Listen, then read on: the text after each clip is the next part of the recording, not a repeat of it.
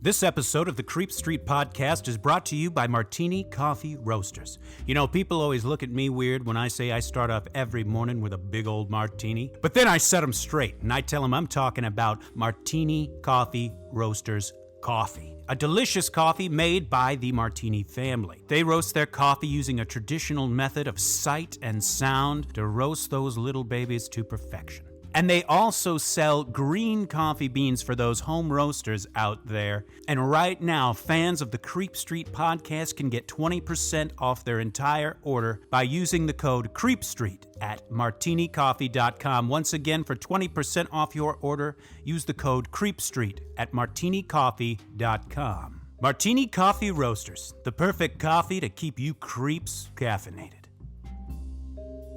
You've taken a wrong turn down Creep Street.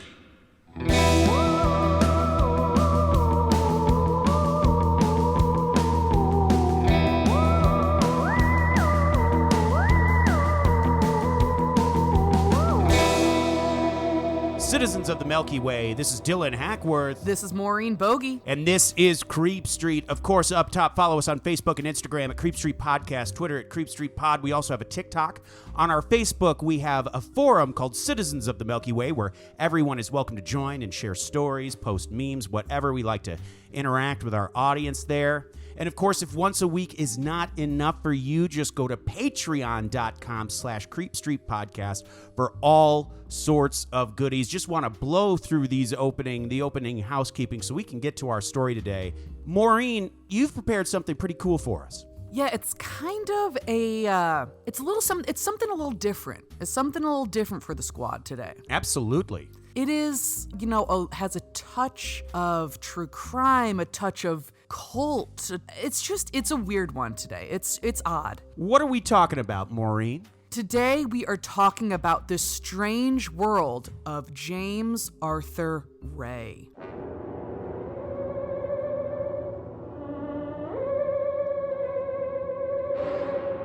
Ooh, yeah. So let me list off some of my sources for you here today.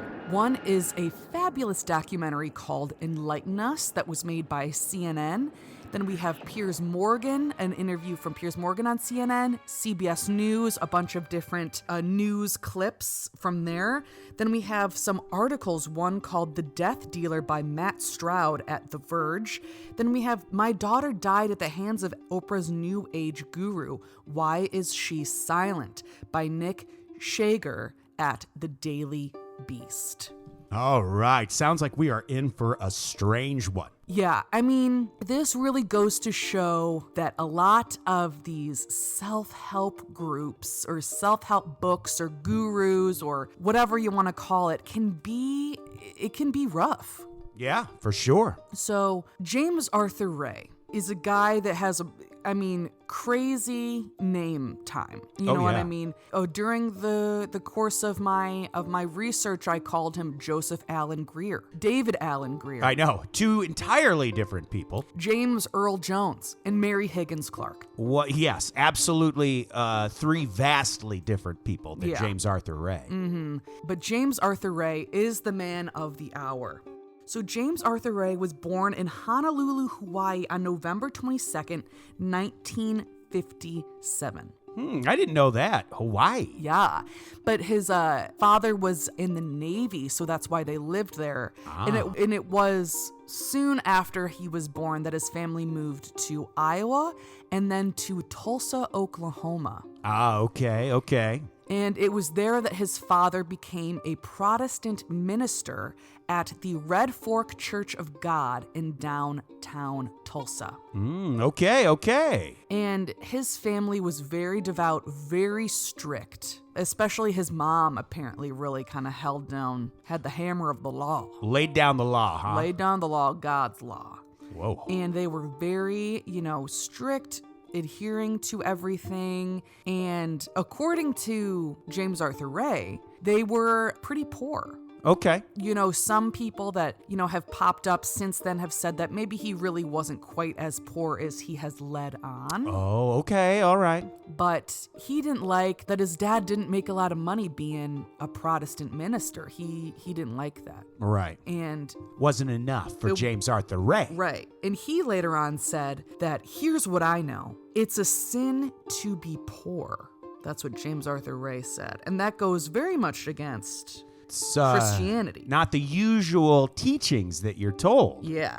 And I think that it's just through his experiences, he realized that you gotta live a good, fruitful life. Absolutely. And I agree with that in the most, you know, basic form of that, which is that, like, you should live as good of a life as you can. Sure. You That's know- that's just like a thing, whether you're religious, whether you subscribe to self-help shit or not. Yeah. Most people would agree you try to live the best life you can. Right. You know, not to hold yourself back. And, you know, and I think maybe he felt that his family was kind of more like intentionally poor, because in Christianity, a lot of it is like those who suffer are welcomed into the kingdom of God. And a rich man, you know, getting into the kingdom of God or into the kingdom of heaven is, you know, not as well represented or whatever Right. in Christianity, whatever you want to call it. I don't know.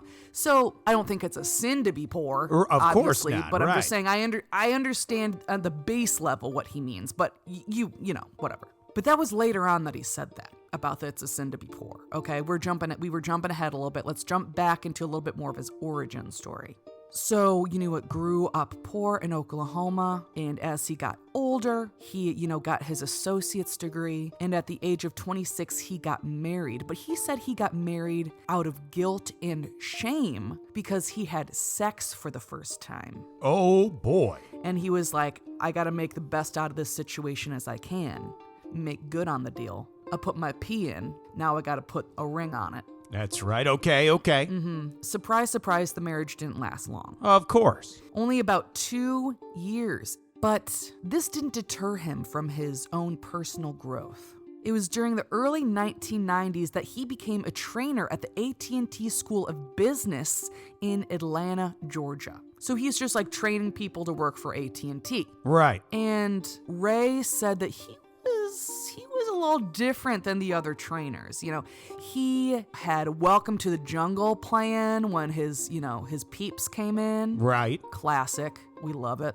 But while he was at AT&T, he wasn't just playing Welcome to the Jungle to be a little bit saucy. He also used some different techniques from another kind of self-help guru guy, but he was more for like financial things, not like spiritual, really. Right. Named Stephen Covey. And, you know, he had these things called 7 Habits of Highly Effective People. It's a very famous book. Yeah, It's a very famous book. And it, you know, it has been for years and years and years. And he kind of used the tenets of that to kind of push his team forward at AT&T. Now, working at AT&T kind of made him realize that he wanted to start his own business. Okay. Oh, so he wanted to be a consultant and trainer. And so he started a one-man operation called Quantum Consulting Group. Okay. Then it became known as Ray Transformation Technologies, and then James Ray and Associates. So he kind of started on this quest. He kind of wanted to be his own Stephen Covey. But he wanted to be kind of a jack of all trades. There were some people that were like good in the self-help spiritual realm, some in the financial realm, of course, whatever. But he wanted to kind of have all of it. All right. Okay. Interesting. He had taken some of these Stephen Covey courses and, you know, worked at AT&T, so he kind of thought he was good there. He kind of later on, we'll see, said that he actually worked with Stephen Covey and was like, you know, I don't know what the right word is. Like an apprentice. Like an apprentice, or that he was... Padawan. Yes, or that he was like a... Licensed isn't the right word, because it's not like you need a license to do it, but like an endorsed, you know, someone who's gone through all the training and stuff of Stephen Covey. Turns out that was not true, but he said that, so he was like, I got the financial aspect down pat. Down pat. So he was like, I'm also going to dive in to the spiritual realm as well. Uh-oh, here we go. Mixing money with spirituality. Let's see what happens. Yeah. So he said that he, had a whole bunch of fucking experiences. He said that he went to go seek out a wise kahuna in Hawaii, as well as a Peruvian shaman. Doing a little ayahuasca or something? I mean, good golly. Yeah, I wouldn't be surprised if he did ayahuasca. Nothing against ayahuasca. Oh, of course. But I'd be interested. I'm interested too. But I think he made it out to seem like he fucking was like one of them. Like he went through their teachings and everything, and it was like ordained by them. Okay. So he said that his studies kind of culminated in 2005. He had an epiphany at the summit of Mount Sinai, and this is what he has to say. I was the only one there all night long, shivering from the cold on top of the mountain and hovering over a tiny candle flame. This is where it all came together for me, where the final pieces of harmonic wealth and the quantum physics material I had studied for over a decade took form for me in a kind of rapid download into my journal. And what he was talking about there, harmonic wealth, was a book that he had written. So he was kind of saying like all of it was coming together for him. Of course. And he said that he received his own universal laws in the same cave where Moses received the 10 Commandments. So we're touching on, he's starting to flirt with prophet territory. Yeah. Which is interesting because I wouldn't necessarily call this guy a cult leader. That's but what's I think weird he about was getting there. He could have gotten there. This is, I think, why we really wanted to do this episode was just to show you how dangerous it can get, because he doesn't quite become a cult leader, and he certainly wouldn't call himself that. And the tragedies that we will soon cover, he didn't intend to happen. Right. But you can see how this ego, this hubris can lead to horrors. Yeah, it's wild. But a former employee has since come forward, and her name is Melinda Martin. And she said that he was personally disappointing. Whoa, okay. And that apparently employees could not address him directly. Really? Yeah, like apparently he wouldn't really come into the offices that often, and when he did, people weren't allowed to talk to him, and he was very much like holier than thou. Wow, interesting. Okay. Yeah. So, as time goes on, he is doing these self-help motivational speeches. And they're mainly for like smaller companies or, like having their sales force, go to these speeches and things like that. But then in about 2006, things really begin to change for James Arthur Ray. Because honestly, before then, he was kind of struggling. He wasn't a hotshot. Right, exactly. But then something called The Secret came out. Boom. I remember when this hit. This thing was huge. Oh my God. It was huge. Everywhere. Oh my God. I think everyone's aunt had a copy of the book. Everyone. Yes. Someone in your life had the book. If it wasn't you, someone in your life had the book. It was huge. It was huge. It really was. And it wasn't just a book, it was also a movie, kind of like a documentary kind of thing. Yeah. And the essence of what it is basically saying like you attract the energy you put out, or like your thoughts attract that energy. So like if you think positively, positive things will happen for you or to you. Right. And on a surface level, that's fine. But where the issue kind of comes in is that it starts to be, and a part of the reason why I think it's attractive for people is that it's like you can control what happens to you, or you can control, and not even just you can control how you decide to respond to things. It's like you literally control what you receive from the universe or from the world. Right, exactly. Where that kind of becomes a problem is that it's like, and this kind of reminds me of like Keith Raniere and other cults and shit like that. And this guy does remind me of Keith Raniere. Okay. Is that like, there's no such thing as a victim, or like if you are a victim, you are making yourself a victim. Right. Like if bad things happen to you, it's because you did something. Right. So it's like if you're poor, it's because you're not trying hard enough, you're not thinking positively enough, or whatever. And as we know, that's not true. It's bullshit. Right. That's just not how it works. Sure, sometimes bad things can happen to you that you brought on yourself. Yeah, of course. But, like, not obviously. If someone murders you, you didn't bring that on yourself. You know what I mean? Right. Or it's like, if you're poor, that doesn't mean you necessarily are doing something wrong. Maybe, you were born into a poor family. Yes. And how do you break out of that cycle? You know what I mean? It's like, it's much more complicated than that. But you all knew that. We're just making it clear. We know the Creep Street connoisseurs out here know what's up. They know what's real. They know what's good. So the secret comes out, and now all of a sudden, everyone's trying to get with James Arthur Ray. Oh, boy. Because he was, he was pretty prominent in there. Yeah. And next thing you know, he's on Oprah. Oh, boy. And you think Oprah today has a chokehold on the world. Imagine during, the peak of Oprah's, gosh darn show. Oh, absolutely. If you were on Oprah, it was like a big vote of confidence for you. People were like, I can trust her, so I can trust the people that she has on her shows. So, James Arthur Ray is on Oprah now. Everyone's like, oh my God, this dude is legit. So now his speeches and his workshops and everything like that are really popping off. Costs even more than it used to cost. People are just loving this guy. Hell yeah. He starts to become very wealthy. Oh, boy. All right.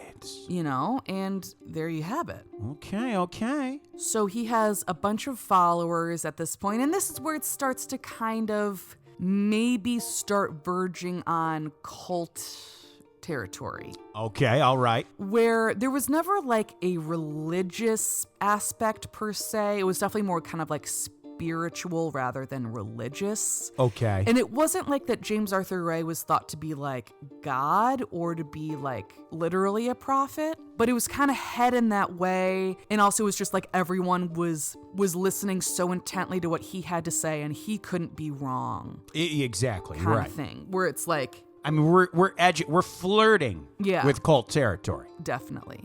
What some people liked about him was that he was kind of a no-nonsense kind of guy. He was more direct. He wouldn't sugarcoat things. Right. He would really get into what you were dealing with or what you were talking about, and he wouldn't just let things go. Like, there's this one clip of him in one of his, like, workshops or seminars or whatever you want to call them, where someone in the audience is talking to James Arthur Ray. And they're talking about, like, how they feel like they don't understand the value of a dollar or, whatever. And he's like, who taught you that, mom or dad?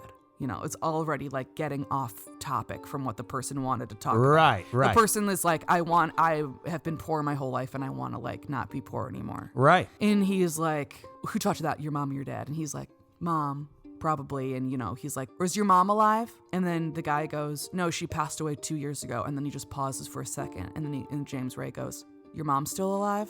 And it's like, that fucking bullshit I cannot handle, where it's like, yeah, you were just saying the same thing again, and it's like, it seems like it's this big fucking like enlightened, inspirational, amazing thing and that it's he's just doing. Bullshit. When really it's like you actually aren't doing anything. And of course it starts to make this man cry, and it makes him feel like he's going through a breakthrough. Right. When really it's like, no, you're actually just making this man reflect on the death of his mother. Well, and then there's that other part where this woman's like, well, I've been working on control lately, and he goes, are you controlling control? And it's like, fuck off. It's like, I guess, like, what does that mean? Fuck off, guy. Like, that doesn't actually mean anything. And it just is one of those things that's just like, it's supposed to, it like makes you think and blah, blah, blah, blah. And it's so stupid. And to be completely honest with you here, a lot of this bullshit, that kind of thing specifically, but kind of a lot of what James Ray was doing, and I hate to say this because I got a lot of good shit out of it, but it does make me think about acting school, because a lot of acting school was kind of this type of shit, just like, for real, kind of putting a knife in and twisting it to make it seem like you are going through some major transformation. Right, really, when it's really just they're just manipulating you. What a chode. Yeah. And so it's like, it's wild. And he would also do these physical challenges with people. Right. Which to an extent is harmless. Right. Yeah, or like ropes courses. Like we did that with my advisory, which is like the same thing as like a homeroom. That's just what my high school called it because it was pretentious. Or like trust falls. Yeah, right. Where it's like going through some kind of regulated safe but still kind of scary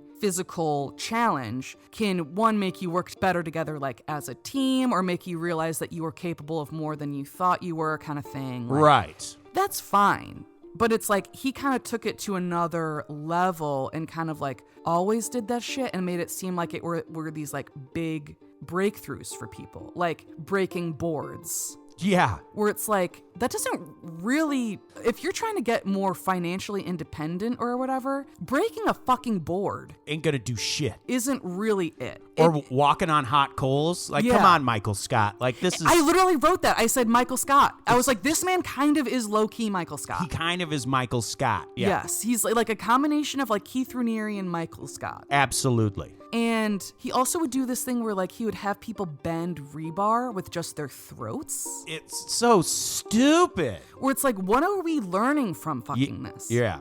And like one person like shattered their whole hand while they were trying to chop through a board. Because Yeah. it's like, because you're not doing martial arts. You're not learning how to actually like correctly do this shit. You're just in like some hotel ballroom. Yeah. And this motherfucker who is not trained is like having you do this, and it's supposed to be like it's some big breakthrough that now you're capable of anything. And it's like, not fucking really though. Right.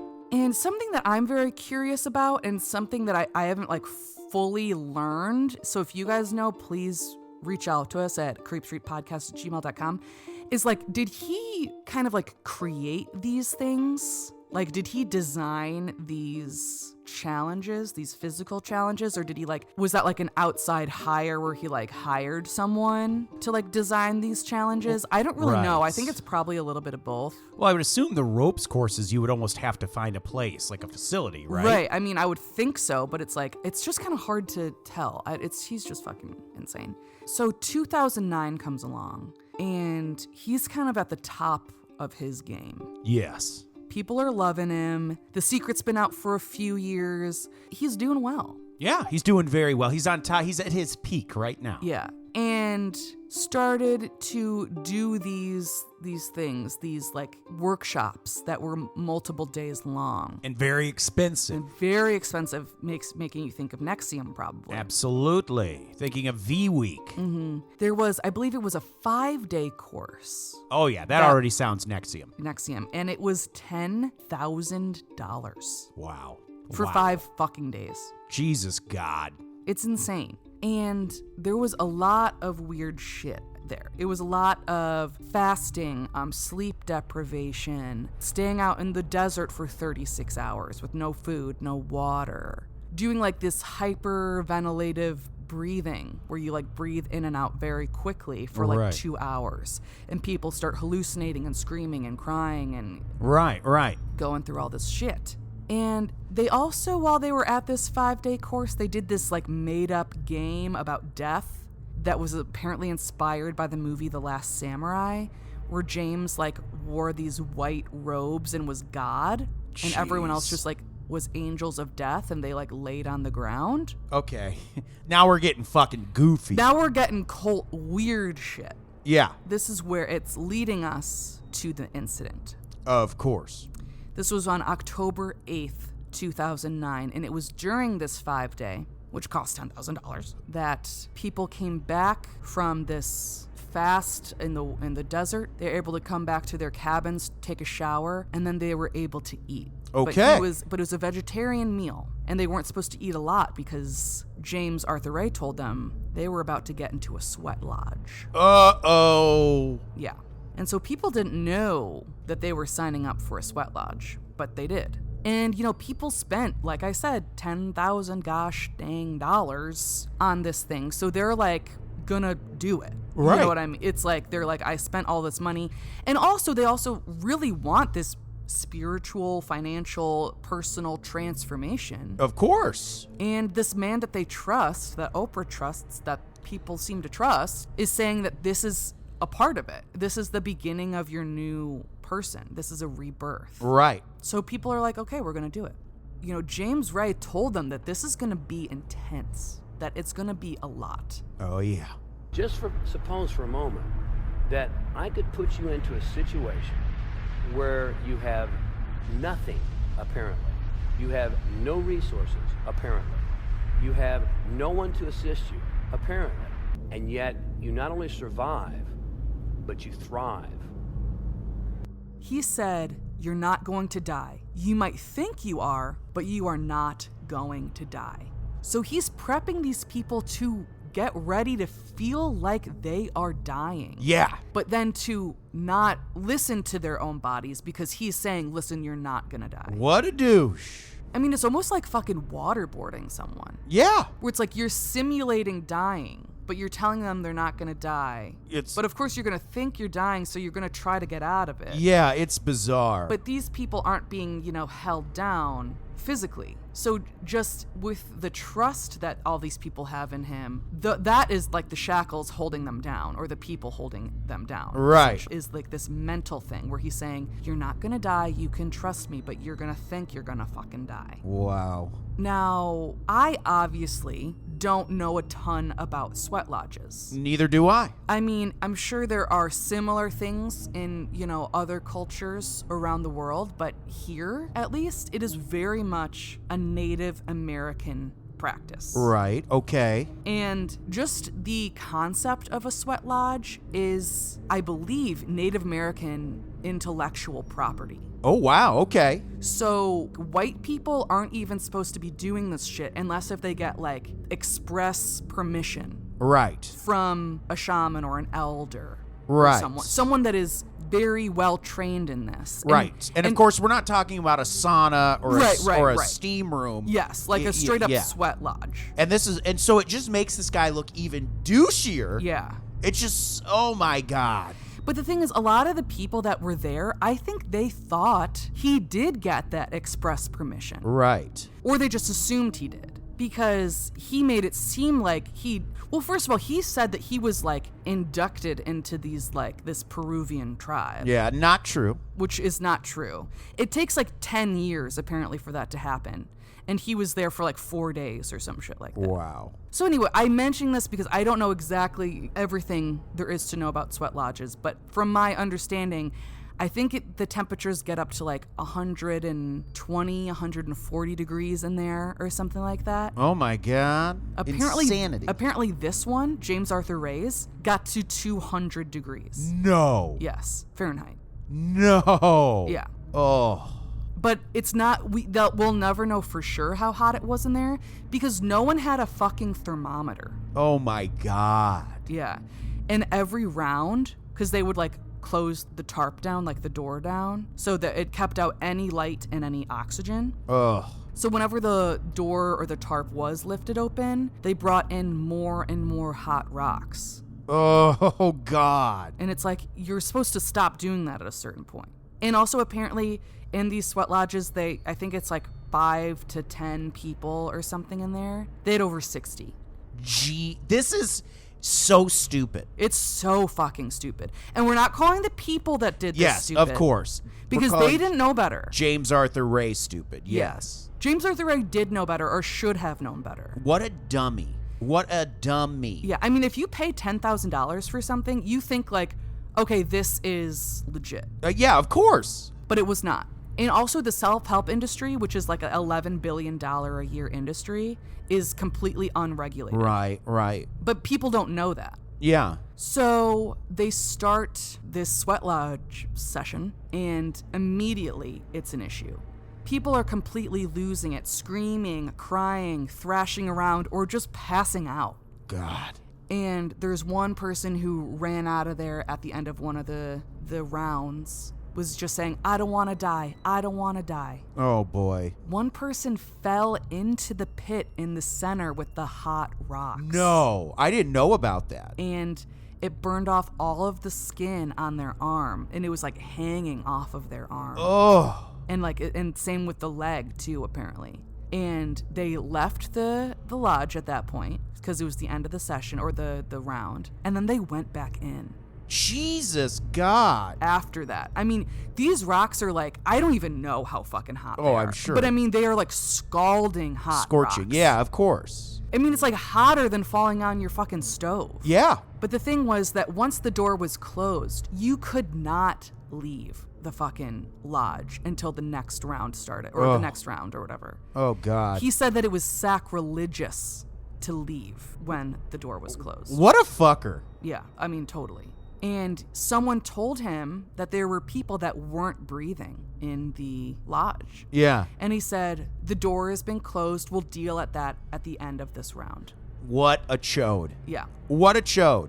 So he's in the sweat lodge with them? He's in the sweat lodge with them. Okay. And that's something he says later. He's like, in retrospect, I shouldn't have been in the sweat lodge with them. I should have stayed outside and made sure everything was okay. And it's like, you're stupid. You're just a dum-dum. You're just actually dumb. Apparently, people said they could see mucus pouring out of people's nose, their mouths, eyes rolled back into people's heads, eyes completely red because all of the blood vessels had been shot. Ugh. And the same staffer that I briefly mentioned before, Melinda Martin, who was there, she was not in the sweat lodge. She was directly outside of the sweat lodge. She said she wanted to call 911, but other staffers told her no. Ugh. Because in another sweat lodge situation in the past, someone did call 911, and James got very, very upset. Uh-oh. So they were told they could not do that. People were vomiting, projectile vomiting, just lying in their own vomit because they were just so sick they didn't even really realize what was going on. Right, they're having a fucking heat stroke. Yeah.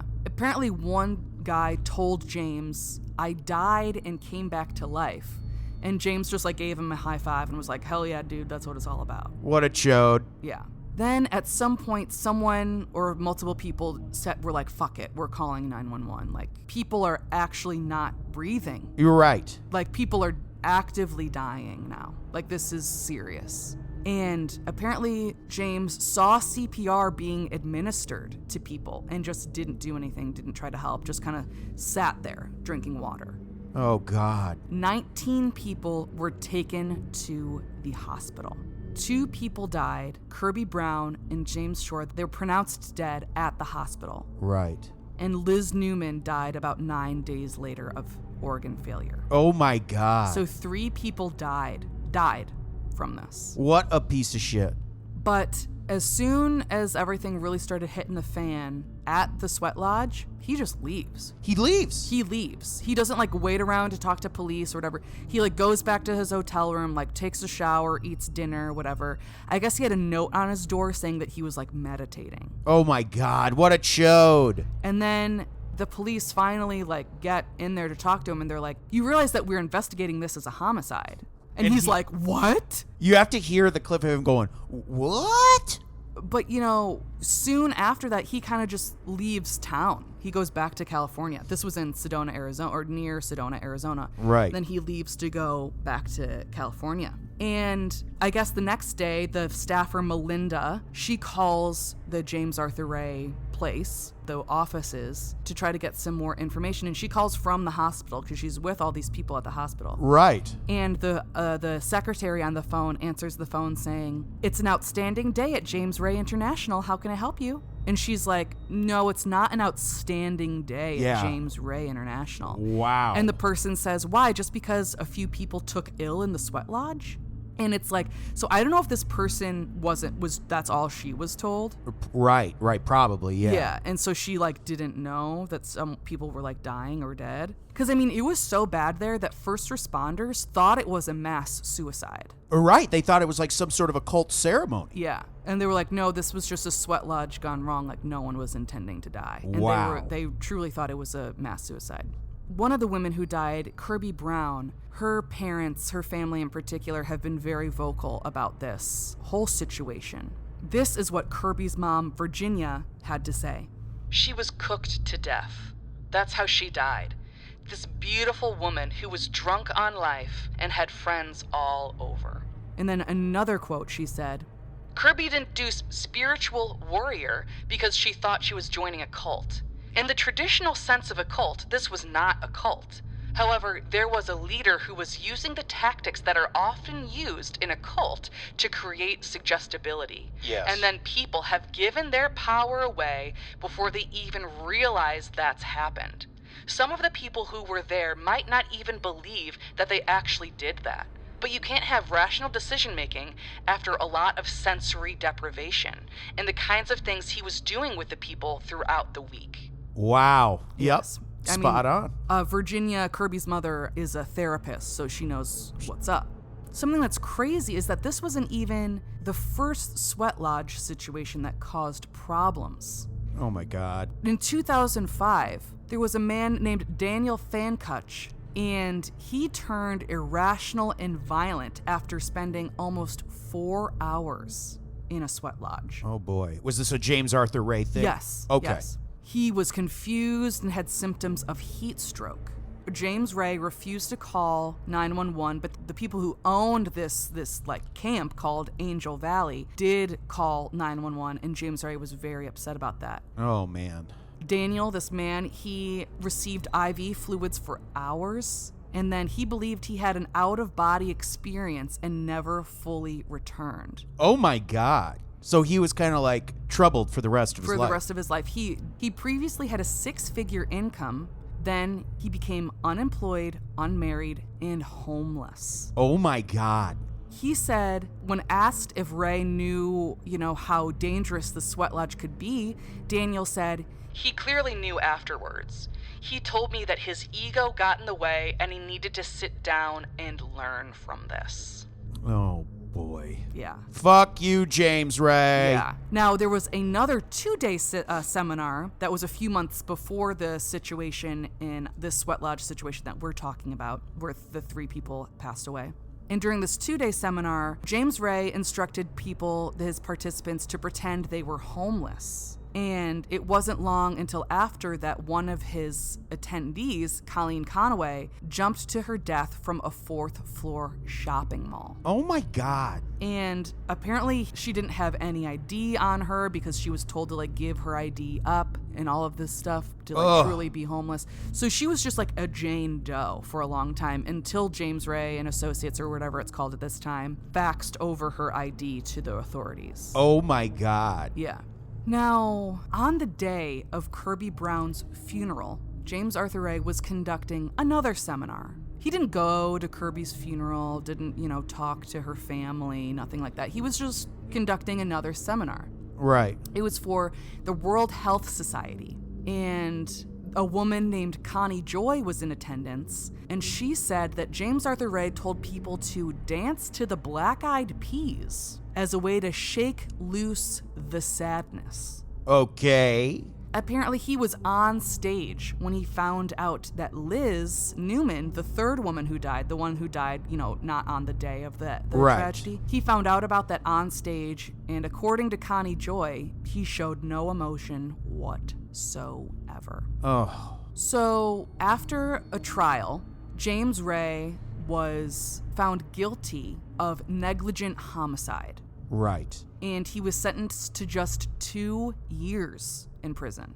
Right. That's it. And he only served for about 20 months. Right. And he was in solitary confinement at the beginning. Oh, okay. Which is interesting. I think solitary confinement is probably cruel and unusual punishment. I think it's really fucked up. But for James Arthur Ray, maybe it's worth it. Wow. Okay. I don't know. We'll come back to that one day. One day I'll think about it more. But Virginia Brown, Kirby Brown's mother, she has a few other very poignant things to say about the situation and how James Arthur Ray gets people. This is what she has to say. First of all, he's a tremendously gifted speaker. His ability to command the attention of an audience is pretty interesting. He uses a lot of neuro-linguistic programming type teaching methods, which are very effective in a large group. He's a storyteller. He speaks with such command and authority that, naive me, it never occurred to me that you would stand in front of hundreds of people and lie about your background, your knowledge, your training, which is what he did. I did not question when he showed pictures up on the screen of places he had been all over the world, what he had studied and learned and had to share with people. I didn't question the fact that a lot of what that was BS. It simply was not true. Like we kind of said before, a lot of these things was not true. He claimed to have the initiation in 3 shamanic traditions in Peru, when in truth he had only been initiated into all 3 at once, along with a number of other U.S. tourists. Right. And his spiritual mentor was actually just a tour guide. Okay. He said that he had been initiated into Huna, a Hawaiian spiritual tradition, but apparently he had taken 4 classes and then begun teaching the material. And apparently he had no training whatsoever in running a sweat lodge. Oh my God. James Ray, after he was released from prison, he then gave a speech at one of these events, and he continues to do that to this day. Wow. He is still active. He has a podcast. He's had books since then. Trying to make a comeback. Yeah. And this is how he opened his first show back, or first seminar, or whatever you want to call it, back after his prison sentence. Okay. This is what he said. On October 8th, 2009, I was involved in a terrible accident, and I lost 3 friends, people who I really cared about. And I can tell you how much anguish and pain that caused and still does for me. Can we bring the lights up, please? Have you ever had a situation in your life where you felt like you got hit so hard in your stomach that you can't even breathe? Life is hard, false or true. And life sometimes deals you some really tough blows, false or true. And at some point in time, you have to decide. We all have to decide if we're going to fold or move forward in faith. Life has taken some really tough swings at me, and by the grace of God, I'm still here.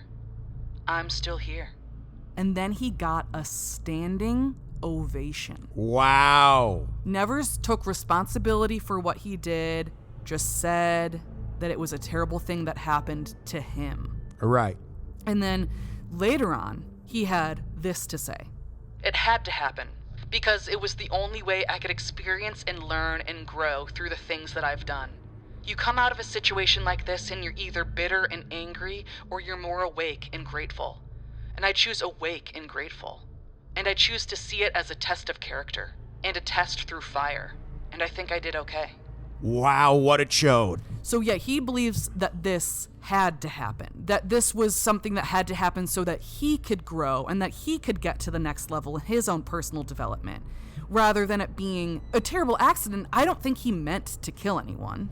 Right, It was an accident, that is true, but it was his fault. He needs to take responsibility for that. He never reached out to any of the family members of the victims, never to say he was sorry and taking responsibility. He said that he's sorry that this happened, but he never said, I'm sorry that I did this to these people or to your family or anything like that. What a chode. And like I said, I mean, the man is still active today. I highly recommend you check out his interview with Piers Morgan. Yeah. He also calls him Pierce the whole time instead of Piers, which is very funny. But it is an interesting interview. I mean, watch Enlighten Us. It is a great documentary. I mean, this man was wild. Yes, he was. And Maureen, thank you for doing all that research. Well, I got a list of names of folks I wouldn't mind getting enlightened with. Okay.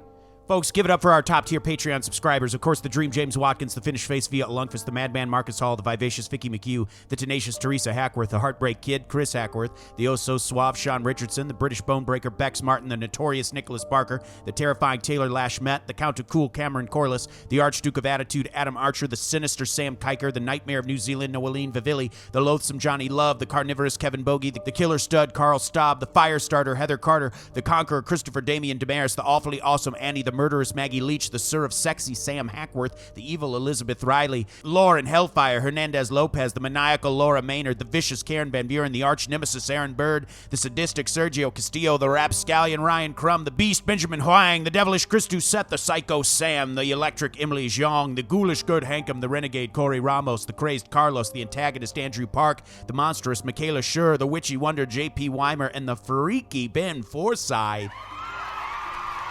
Wow, wow, wow. Thank you so much to our top-tier Patreon subscribers. Gosh darn it, are we grateful for you, and we're so happy and so just overjoyed for all that you do for us. We love it. And thank you to all of our Patreon subscribers, and thank you to all of you for listening. Please like, rate, subscribe, tell a friend about us, share us on social media, anything like that. It really does a lot for the show to help spread the good word, and you know what? We're happy to be here. Citizens of the Milky Way, my name is Dylan Hackworth. I'm Maureen Bogey. A good night and goodbye. Goodbye.